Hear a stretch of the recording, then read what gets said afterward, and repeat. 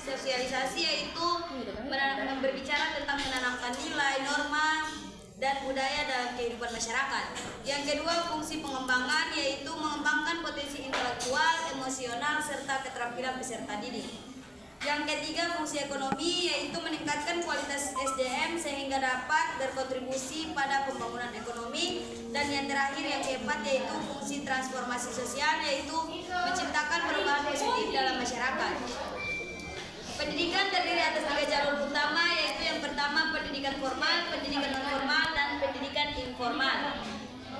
Kita masuk yang kedua, pembahasan yang kedua, yaitu sistem pendidikan nasional.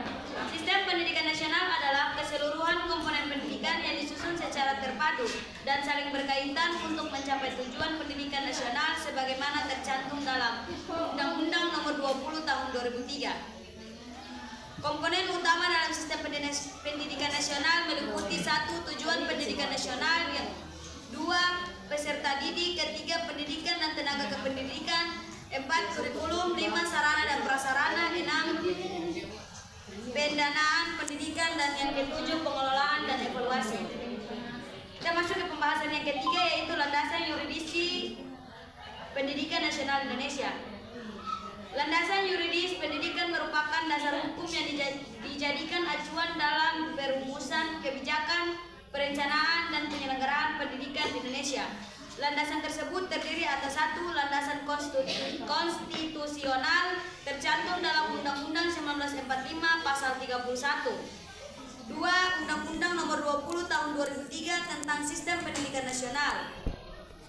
Yang ketiga, yaitu peraturan pemerintah. Yang pertama, peraturan pemerintah tentang Standar Nasional Pendidikan atau SNP. Yang kedua, peraturan pemerintah tentang pengelolaan dan penyelenggaraan pendidikan. Dan yang ketiga, peraturan pemerintah tentang kurikulum dan evaluasi. Yang keempat, yaitu peraturan turunan atau Permendikbud, Perpres, dan Kemendikbud. Aturan yang lebih teknis seperti standar proses, standar penilaian, operasional sekolah, hingga mekanisme BOS dan akreditasi. Landasan yuridis ini berfungsi menjaga agar pendidikan berjalan sesuai dengan amanat konstitusi dan kebutuhan pembangunan nasional. Pembahasan yang keempat, yaitu kelembagaan, program, dan pengelolaan pendidikan.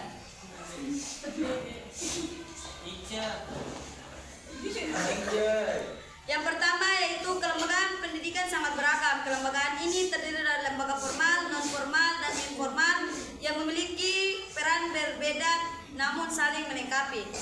Yang pertama, yaitu kelembagaan pendidikan formal, PAUD atau TK. Yang kedua, pendidikan SD, pendidikan dasar. Yang ketiga, pendidikan menengah. Dan yang terakhir, yaitu pendidikan tinggi. Yang kedua, yaitu kelembagaan pendidikan non formal. Pertama, lembaga kursus dan pelatihan atau LKP, pusat kegiatan belajar masyarakat atau PKBM, dan balai latihan. Lembaga ini berorientasi pada pengembangan keterampilan praktis yang tidak diajarkan di sekolah formal. Yang ketiga, yaitu kelembagaan pendidikan informal. Keluarga berperan sebagai lembaga pendidikan pertama dan utama dalam membentuk karakter, nilai-nilai agama, kebiasaan, dan identitas anak. Pengelolaan pendidikan. Yang pertama, perencanaan. Yang kedua, pengorganisasian. Yang ketiga, pelaksanaan. Yang keempat, pengawasan. Dan yang terakhir, yaitu evaluasi.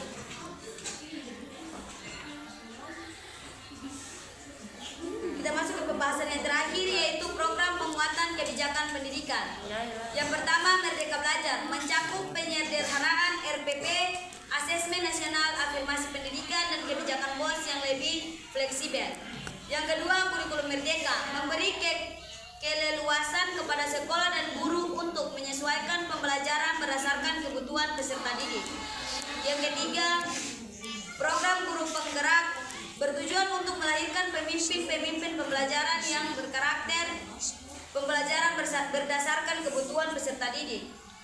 Yang ketiga, yang keempat, P3K Guru, merekrut guru profesional untuk mengisi kekurangan guru. Yang kelima, digitalisasi sekolah, mendorong penggunaan platform pembelajaran digital seperti e-learning, perpustakaan digital, dan aplikasi manajemen sekolah. Yang keenam, P5, proyek penguatan profil pelajar Pancasila. Dan yang ketujuh, penguatan vokasi, meningkatkan kerjasama SMK dengan nutrisi melalui program Desi Faktor magang industri.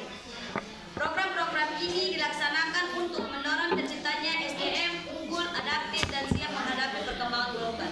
Baik, itulah hasil presentasi materi yang saya bacakan dari makalah tadi. Selanjutnya saya berikan waktu kepada saudara. Assalamualaikum warahmatullahi wabarakatuh. Perkenalkan, nama saya Arif Ramadan. Saya dari kelompok 5. Ingin bertanya ke kelompok 4. Tadi pemateri menjelaskan ada 2 sistem pendidikan di Indonesia, yaitu K13 dan kurikulum merdeka. Berbicara tentang pendidikan, berarti pertanyaan saya yang ini, jelaskan kenapa pendidikan di Indonesia ini semakin tahun dia berubah-berubah, mulai dari KTSP 2006 sampai K13 kurikulum merdeka sampai saat ini. Jelaskan mengapa, apakah ada masalah atau ada tantangan di pendidikan, karena kita lihat Indonesia untuk pendidikan ini dia menurun lebih dari negara-negara tetangga atau negara luar. Oke, terima kasih. Apa yang dimaksud dengan pendidikan dan berikan contohnya. Assalamualaikum warahmatullahi wabarakatuh. Saya berasal dari kelompok 5. Jadi tema pertanyaan saya adalah jelaskan tentang sistem pendidikan nasional itu seperti bagaimana dan sebutkan ada beberapa faktor yang tercantum dalam pendidikan tersebut.